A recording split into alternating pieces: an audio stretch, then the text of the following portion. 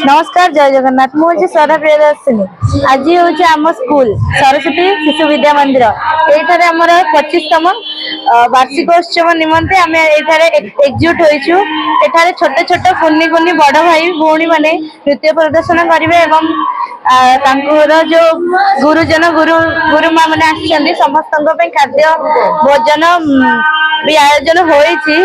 बहुत भल भाव नृत्य प्रदर्शन हम बोली आशा करुच्ची आम मैंने नृत्य कर। आशुतोष साहू मु 10म श्रेणी छात्र अटे। आम विद्यालय प्रति वर्ष यही वार्षिकोत्सव बहुत आनंद उल्लास पालन हुए। एथिपाई अनेक छात्र गुरुजी गुरुमा माने बहुत कष्ट करथांती जेपरिक अनेक कार्य अनेक कार्य को सुपरी रूपे परिचालन करथांती।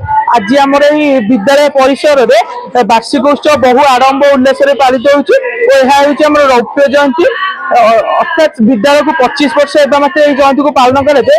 आज सभा बहुत लोग आनंद अच्छा और आज माहौल टी पूरा सुखदायक अटे और अनेक लोक मजा मस्ती कर मोर सांग माने बहुत आनंदित अच्छा। तेणु एठार लोक मान निवेदन शांति श्रृंखला आनंद यही रौप्य जयंती को आनंद उल्लास पालन करेंगे और आम विद्यालय सरस्वती शिशु विद्या मंदिर परिवार वर्ग लोक मान उत्साहित करवा। नमस्कार मो ना दिव्यांशु शेखर पंडा मु सरस्वती शिशु विद्या मंदिर पटुआ भुवनेश्वर 8म श्रेणी एक छात्र अटे। आम विद्यालय आज आम 25 वर्ष पूरा हो रौप्य जयंती पालित होती। रौप्य जयंती अवसर में आमर विद्यालय को आम एमएलए साहब आसुँच आम विद्यालय पूरा वर्ष जाक जो पिला माने कृतित्व अर्जन कर पुरस्कार वितरण कर विभिन्न नृत्यर आमर विभिन्न नृत्यर रही कार्यक्रम रही। कार्यक्रम बहुत पिला अंशग्रहण कर बहुत मजा उपभोग कर स्कूल बहुत भल पाठ पढ़ा हुए।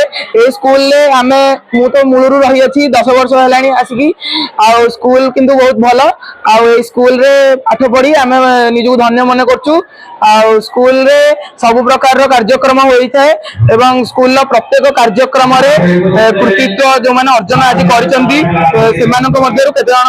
आज पुरस्कार वितरण कर सम्मानित करा तथा आज कार्यक्रम लोक मान भोजन पूरा अच्छी भोजन व्यवस्था रही अच्छी तथा यही कार्यक्रम बहुत पिला नृत्य भाग नहीं आमर यही कार्यक्रम आमको बहुत इच्छा था कार्यक्रम कौ दिन हम कि आज शेष कार्यक्रम अवसर में आम शेष जापारू आज आम कार्यक्रम होती कार्यक्रम आम बहुत खुशी अच्छु। नमस्कार मु सोहन कुमार नाथ मु सरस्वती शिशु विद्या मंदिर पटियार एक 8म श्रेणी छात्र अटे। आम स्कूल आज वार्षिकोत्सव पालन होम 25तम रौप्य जयंती अनुसार पालन होता है। आम केते कृतित्व अर्जन करते छात्र मानू से पुरस्कार बंटन कर आम समस्त उत्सव अनेक अपेक्षा करूँ किंतु यही उत्सव होना मन दुख था किंतु जब यही उत्सव हो जाए आम मन खुशी अच्छे आम मजा अनुभव कर सांस्कृतिक कार्यक्रम हो जहाँ अनुष्ठित हो पुरस्कार वितरण होगा। उत्तर भुवनेश्वर विधायक उपस्थित अच्छा श्रीजुक्त सुशांत कुमार राउत अंशग्रहण आम ये एकत्रित आमको बहुत खुशी लगुच।